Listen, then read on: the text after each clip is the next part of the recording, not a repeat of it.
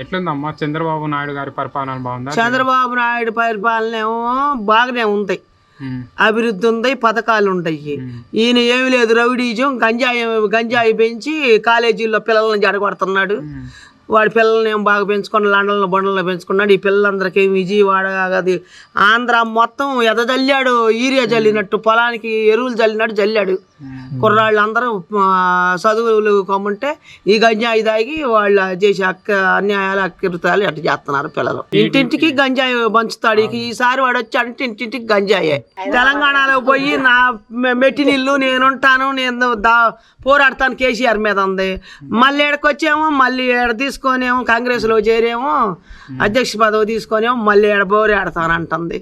మరి 5 ఏళ్ళు అన్న కోసం అమ్మల కూతుళ్ళు ఇద్దరు తిరిగి అట్ట పోరాడారు. ఒక శాంతి మరి 5 ఏళ్లలో ఒక అన్యాయం ఎంత ప్రతి ఆడవాళ్ళకి చాలా మంది ఆడవాళ్ళకి అన్యాయం జరిగింది. ఎవరికన్నా ఇట్ట జరిగిందని అమ్మ కానీ కూతురు కానీ మాట్లాడిందా? షర్మిల అన్న వదిలిన బాళం అని చెప్పి పడుతూ తన స్వలాభం కోసం మళ్ళీ వచ్చింది. తండ్రికి మళ్ళీ చేస్తాడు అని అనుకున్నాడు. తండ్రికి బీకింది లేదు, ఈయన బీకింది లేదు. జనం బుద్ధి తెలుసుకొని వెయ్యాలి. ఆ కొడాలి నాని ఆ బూతులు కొత్తన్నాడు. ఆ విలువైన అసెంబ్లీలో ఆ రకంగా బూతులు కొత్తంటే ఒక్కళ్ళన్నా నోరు ఆపిచ్చాడు ఆవిడు.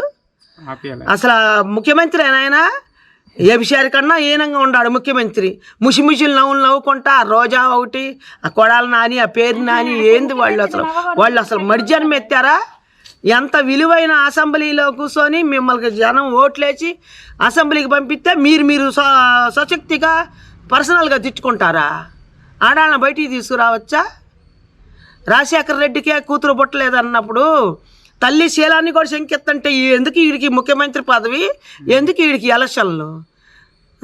తోడ పుట్టిందే నీకు తండ్రికి పుట్టలేదు, రాజశేఖర రెడ్డికి పుట్టలేదని అందరూ ఎగతాళి చేస్తుంటే ఎందుకు నీకు రాజకీయం? ఏ ముఖ్యమంత్రి పదవి లేకపోతే ఉంటే ఊడితే తల్లి శీలాన్ని శంకించి నాకు బిడ్డ ఉంటే ఊడితే ఆ బిడ్డ ఇద్దరు మళ్ళీ బజార్ను పడ్డారు. మళ్ళీ ఆమె వచ్చి ఇక్కడ బజార్ను పడింది, ఇక రేపు నుంచి ఈడు బజార్ను పడతాడు. ఏమన్నా ఉపయోగం ఉందా అసలు?